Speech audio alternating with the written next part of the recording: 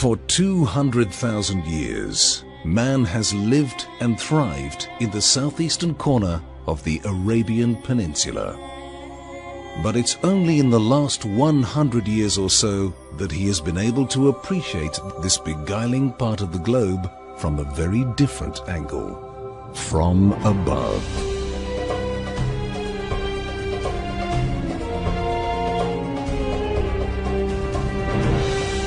Bridging the Arabian Gulf and the Arabian Sea is a thriving federation of 7 emirates: Abu Dhabi, Dubai, Sharjah, Ajman, Al Quwain, Ras Al Khaimah, and Fujairah. Together, they form the United Arab Emirates, the UAE. From ultra-modern cities to mighty mountain ranges, from vast expanses of barren desert to lush and fertile oases. Seen from up above, it's as though someone had traveled the world, collected its best features, and then brought them all together in an artful blend. Beauty, nature, majesty, industry, fantasy.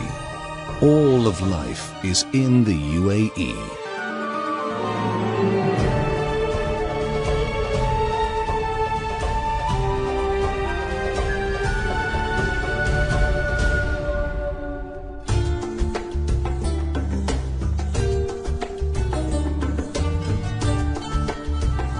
If the United Arab Emirates was a company, Abu Dhabi would be its corporate headquarters. This emirate, with the capital city that gives it its name, typifies the energy and ambition of the UAE. Early in the last century, Abu Dhabi drew its riches from the sea. It produced some of the world's most lustrous pearls. But in the 1950s, they found another and even greater treasure beneath their feet: oil. It was to fuel the extraordinary growth of Abu Dhabi, led by its ruler Sheikh Zayed bin Sultan Al Nahyan. Zayed brought the 7 emirates together to create the United Arab Emirates and became its first president. He was a visionary, and one of his many legacies is a transformed Abu Dhabi, which also became the seat of the federal government. Located on a 14-kilometer-long island, its skyscrapers surge upwards like rising bars on a graph, and its skyline is studded with architectural statements.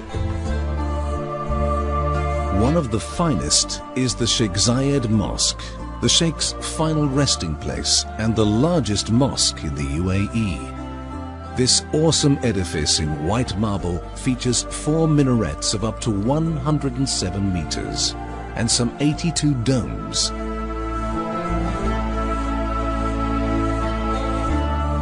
Inside, there is room for more than 40,000 worshippers.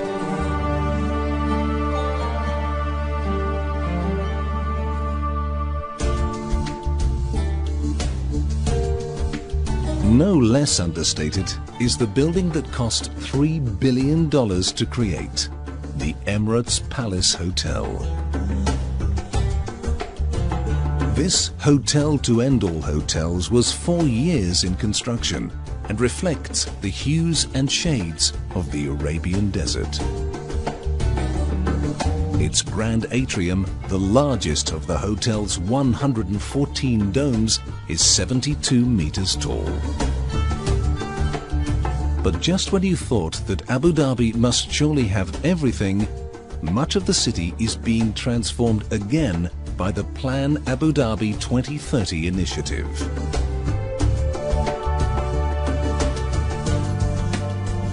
Indeed, this culture of investment includes the largest commitment by any government in the world to develop renewable energy.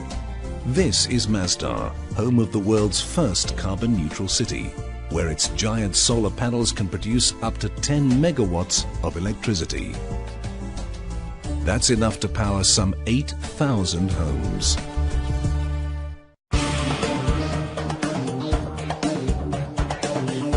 From clean power to horsepower, Abu Dhabi's Yas Island has become internationally famous.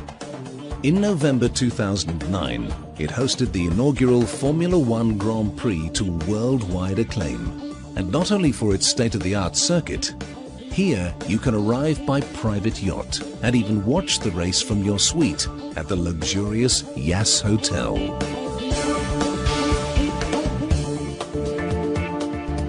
For golfers, the falcon-shaped clubhouse of the Abu Dhabi Golf Club means golf of the highest caliber. This includes the Abu Dhabi Golf Championship, which has been part of the European Tour since 2006.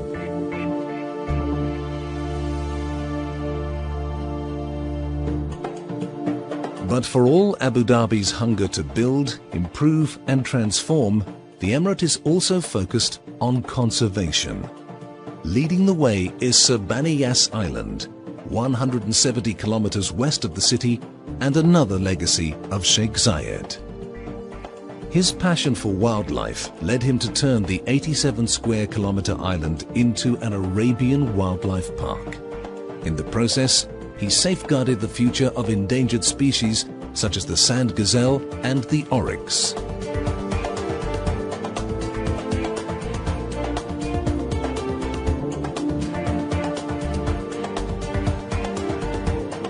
And offshore, the waters ripple with marine life, such as dolphins, dugongs and sea turtles.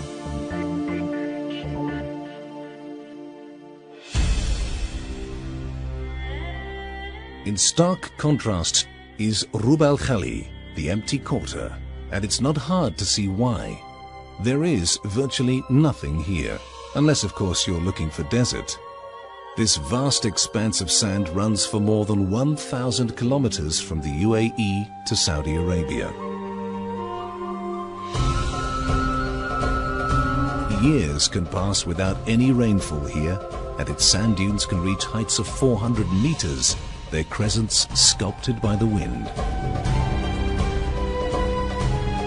Rub Al Khali comprises most of the southern third of the Arabian Peninsula. 650,000 square kilometers of emptiness. But then, sitting on the edge of Rub Al Khali, we come to the Liwa Oasis. After the seemingly endless expanse of gold, splashes of green signify life, crops and man. The Liwa Crescent contains a natural aquifer, and the oasis supports the inhabitants of its 50 villages. Today, tourism has augmented the once traditional living of hunting and date crops. The Liwa Hotel has now been joined by the 5-star resort of Qasr Al Sarab. For tourists who want to experience traditional desert life, albeit in a rather more comfortable way.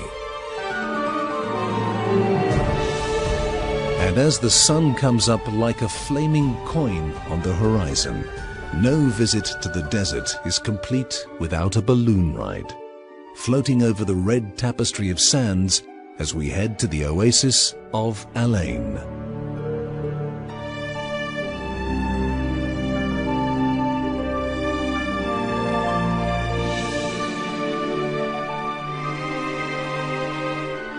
Lush vegetation, trees, crops. We're now on the Oman border, in Abu Dhabi's second largest city. In Arabic, Al Ain means spring, and it is also known as the Garden City. For more than 4,000 years, people have lived here served by Al Ain's 7 oases, and the ancient Falaj irrigation system is still used to bring water from boreholes and natural springs to irrigate the city's numerous farms. Al Ain is rich in recent history. The Al-Jahili fort was built in 1898 by Sheikh Zayed I and became his summer residence. On the western edge of the main oasis stands the Al Ain Palace. This was once the home of the father of the UAE, Sheikh Zayed, who was governor of the city. It is now a museum.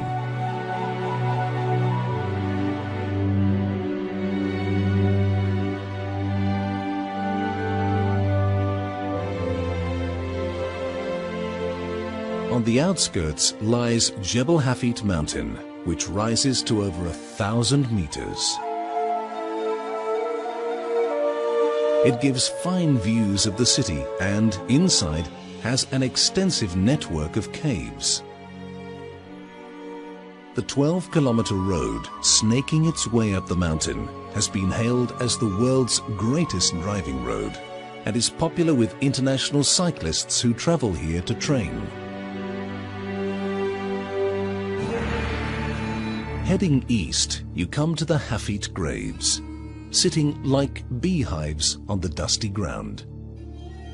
Dating back as far as 3200 BC, they represent some of the UAE's ancient history. This beehive cairn design is typical of tombs found in the area.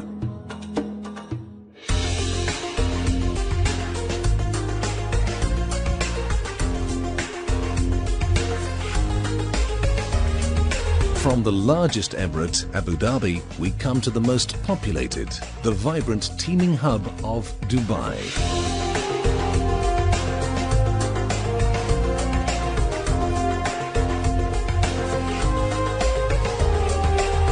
Like many major urban centers, its waterway helped to build its fortune by establishing Dubai as a city of trade and commerce.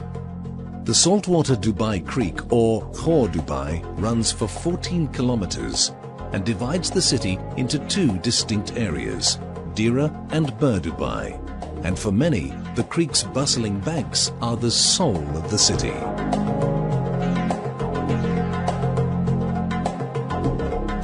If you want to cross the creek, you have several modern options, but none has quite the atmosphere and tradition as the Abras, Dubai's fleet of small wooden boats.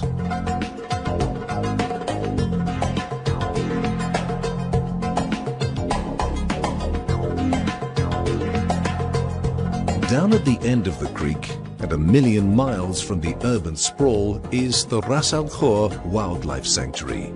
Over 6 square kilometers of protected wetland with a variety of ecosystems providing a haven for wildlife. If you take away one image, it will probably be the flamingos that bring twitchers and other nature lovers from far and wide.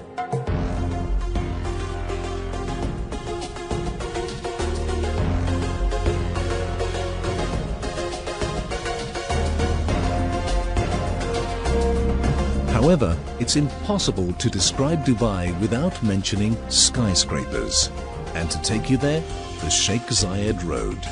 This 8-lane highway runs south from the creek and parallel to the shoreline. Alternatively, you can take a loftier view by jumping on the new Dubai Metro. Much of the Red Line runs alongside and above the highway. And on your way, you'll find one building doesn't so much scrape the sky as pierce straight through it.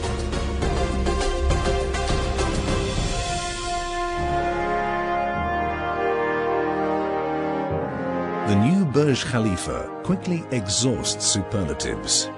It is the tallest man-made structure in the world. It has the world's fastest and tallest reaching elevators. It has the world's highest observation deck. You can see its spire 90 kilometers away, and at 828 meters, it is twice the height of the Empire State Building. It hasn't come cheap. This mighty edifice has cost more than $1.5 billion to build. But long before it opened, it had already gained legendary status around the world.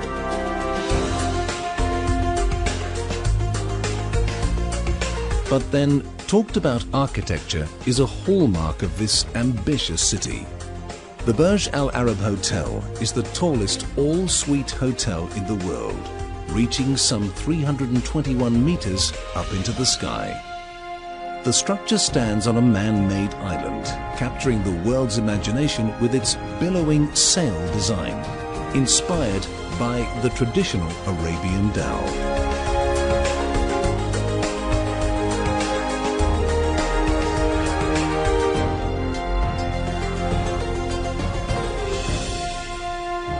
Just off the coast is another bold and joyous concept, the Palm Jumeirah. This island, a palm in the sea, has a main trunk which supports 16 fronds. And there's a crescent-shaped breakwater which, just for good measure, boasts a 5-star resort, Atlantis the Palm, with the largest water park in the Middle East. Dubai's ambitions for the coastline don't end there. This is the world, a series of man-made islands, each representing a country. And yet these bold, big-scale developments sit happily alongside nature. Birds of prey, such as the osprey, are still a firm feature of the shoreline.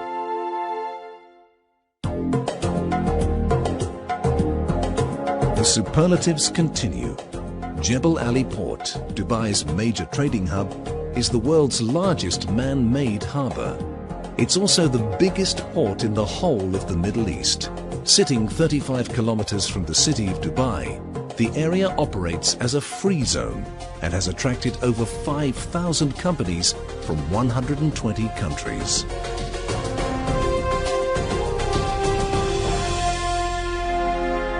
And wherever there's business, pleasure is never far behind. Golf in the Emirates has become more and more popular with each passing year, inspired, no doubt, by world-class tournaments such as the Dubai Desert Classic, the Race to Dubai, and the Dubai Ladies Masters. The Jumeirah Golf Estates, the Emirates Golf Club, the Montgomery, and the Dubai Creek Golf and Yacht Club are some of the clubs combining sport and relaxation with upscale, manicured surroundings.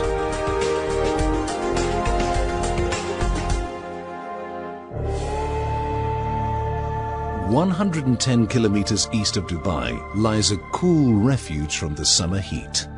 The town of Hatta is dominated by 2 watchtowers from the 18th century and the Juma Mosque.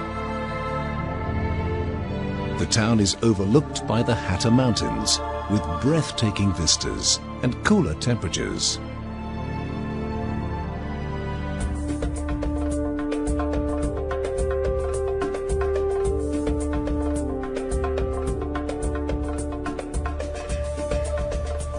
Heading north of Dubai takes us to our third of the 7 Emirates, Sharjah, the only emirate that touches both the Arabian Gulf and the Arabian Sea. The numerous elegant mosques and no less than 17 excellent museums earned Sharjah the prestigious UNESCO title of Cultural Capital of the Arab World. The city is proud of its fine souks. The Al Majara souk, resplendent with its gleaming gold dome, and the Blue souk, which, with its immaculate gardens and backdrop of the Khalid Lagoon, has been the focus of 1,000 Nikons. Meanwhile, industry is never far away. From the nearby Khalid port and Hamria port further up the coast, Sharjah provides vital support services to the UAE's offshore oil platforms. Sharjah is also a seat of learning, and the University of Sharjah was founded in 1997 to bring together the region's cultural and Islamic values. Within the campus, the American University of Sharjah is emerging as a leading co-educational university, serving students from the Gulf and indeed the world. Education is highly prized in the UAE, and Sharjah's universities show the country's determination to rank alongside the best in the Middle East and the globe.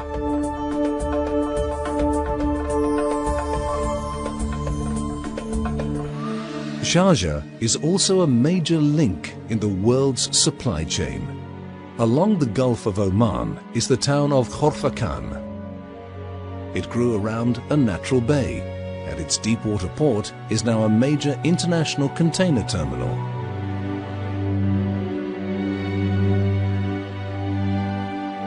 Of course, where there's sea, there's fish, and the town of Kalba is a thriving fishing harbour. And at the southernmost tip of the UAE's Indian Ocean coastline, Khor Kalba's extensive mangrove marsh is a designated nature reserve for several endangered species.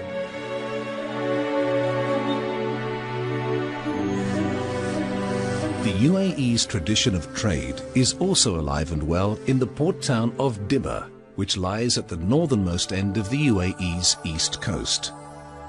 The town is also the site of a fort occupied by the Portuguese in the 1500s. From Sharjah, we move on to the only emirate located entirely on the Gulf of Oman, Fujairah, which stretches along 90 kilometers of UAE coastline. If you like the rugged, untouched beauty of dramatic mountain ranges, or the creature comforts of a sandy palm-fringed beach, or both, Fujairah is exceptionally beautiful. Its 360-year-old Fujairah fort also stands proudly once more, restored after serious damage from a British bombardment in 1925. And if anyone needs confirmation of Fujairah city's prime location, just look out to sea. It is strategically located on key international shipping lanes. Indeed, it is the second largest bunkering port in the world. This emirate is also the home of the UAE's oldest surviving mosque, the Bidya Mosque, which dates back to the 15th century. Back on the Gulf Coast and heading north once more, we come to the smallest of the United Arab Emirates, Ajman. And yet, despite its size, it has been the focus of an intensive construction and development boom in recent years. The port of Ajman sits along a natural creek, attracting ships, dhows and commerce. And in the center of the town, a grand old fort, now a museum, is a reminder of its distinguished past. To the west, we move from the smallest emirate to the emptiest, at least in terms of people.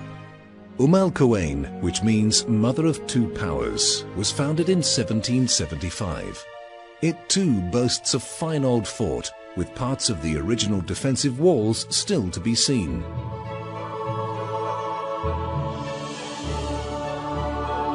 It is also beautifully located, built around a blue-green lagoon, and is dotted with curved islands which are home to a host of birdlife. To the east of the city lies Tel Abrak, one of the most important archaeological sites in the whole of the UAE. Originally located on the coast before the sea waters receded, the site was inhabited for 1,900 years until 300 BC. And so we come to our seventh and last of the United Arab Emirates, Ras Al Khaimah. Its name means top of the tent, and it's the west coast's most northerly emirate. People have lived here for many thousands of years, serving and profiting from the major trade routes to Asia. Today, however, the city is reinventing itself as a tourist destination, and you can see why. To the north lie wetlands with mangroves that provide a natural habitat for flamingos. It also borders the Hajar Mountains, which have everything from Bedouin villages and camel farms to canyons, gorges, and the highest peak in the country at 1,910 meters. Just twice in recent years, the locals have been enchanted by a rare sighting indeed, real snow. And throughout the mountains, you come across villages in splendid isolation perched on the rugged outcrops.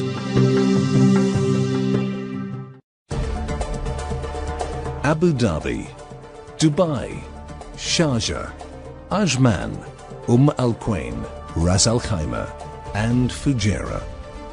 In a world of beautiful places, you could say that the United Arab Emirates has more than its fair share. Mighty acts of nature, extraordinary feats by man, the UAE is a feast of sight and sound, a celebration of the big, the bold, and the inspired. And to see it from above is to bring an extraordinary world to your feet.